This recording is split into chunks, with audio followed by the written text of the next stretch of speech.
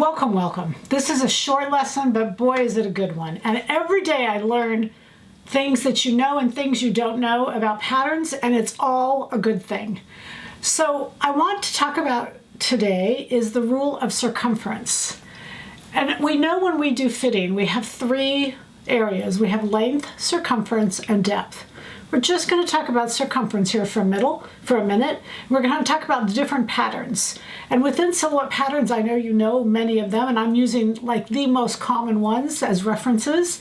So I think that will really help you in this particular case. Let's take a look at this first photo. And what we're going to look is define the difference between circumference and circle, because some people get those mixed up. So circumference is the ring around the circle. In this case, the circle is going to be our bodies, and the circumference is going to be going around. The difference being a circumference is typically measured in inches, yards, whereas the circle is measured in square, cubic, more complex. So this circumference issue is a very simple one. It is the ring around the circle, which is our bodies, and the way we're going to find it is we're going to take our clothing and we're going to measure our clothing. So I love this t-shirt. I want to make another one. What am I going to do? I'm going to take and measure the bust, the fullest part, and I'm going to say, oh, that measures this many inches. I want to make another one that's the same stretch that measures that exact same. And that's where we start. Circumference equals sizing. We pick out our garments by circumference. I want a small. I want an extra large. That is circumference. Circumference is sizing. Size is circumference. Okay. The main point I want to get across tonight is that when we make a pattern, many of us will say, well, I'll make it bigger, and then if I need to take it down, I'll be okay. And that's where we run amok. Sometimes that works. So we're going to take a look at 4 patterns and tell you why it works sometimes and why it doesn't work other times. This first example I have shown you. Now these are silhouette patterns, and these are graded according to my grade, the one that I created for silhouette patterns. However, you can look at any grade on any pattern and see the answers that you need to have. So let's take a look at this first one. You'll understand what I'm saying. When we make up a blouse, a t-shirt, a skirt, any of those 3 items, if you look at this picture, you see what happens to the grade. There's no grade at center front and center back, and all the grade or the change between sizes is what the grade is all at the side seams. So if I make it up and it's too big, and I say, oh, I don't need that much, I can take it all off the side, redraw the armhole, and I'm good to go. However, we get caught. Look at this next one. When we go to a pair of pants, we make it too big. And this is the main reason for this lesson tonight, is because we make pants way too big.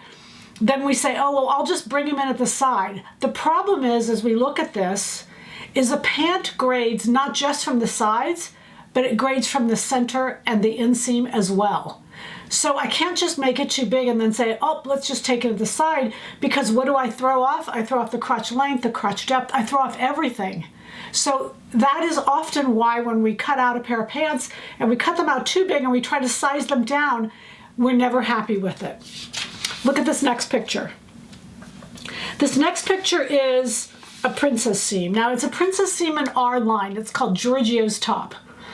And it is a princess seam that has a center front seam, princess seam, side seams, the whole thing. Because it's a knit, well, there's actually several reasons. The reasons don't even matter. If you look at this grade, and again, I'm giving you a snapshot of our grade, what you see is that it grades at the princess seam only. It does not grade at the side seam. It does not grade at the center front or the center back. I've put X's at those places. It grades at the princess seam and the princess seam only. And again, that's for style reasons that I've done that. All right, so if you look at the next one, which is 4218, it happens to be our POM, the pattern of the month. It is a princess seam, just like Giorgio's top. But if you look at where it grades at the princess seam and the side seam, the princess seam and the side seam, front and back. Not the center front, not the center back. Again, why do we do that? Simply styling reasons. Okay, there's some other reasons, but simply styling. So you don't have to know any of that. What you do have to look at is when you decide to make a circumference bigger than what you think it will be to kind of be safe, and then you go to size it back down once you realize it's not the right size. Look at your pattern and figure out where did the pattern grade. And those are the only seams you're allowed to touch in reducing the circumference. That's it. Simple as can be. Look at these seams that have graded on the pattern, and those are the only seams that you're allowed to take down, because then you're actually grading it down exactly as the pattern was intended, and you are reducing the size accurately. What we don't want to do is reduce the size of the circumference and throw off the styling completely, which is what's happened many times that I've seen. All right? The goal is, you know it. Happy sewing from Silhouette Patterns.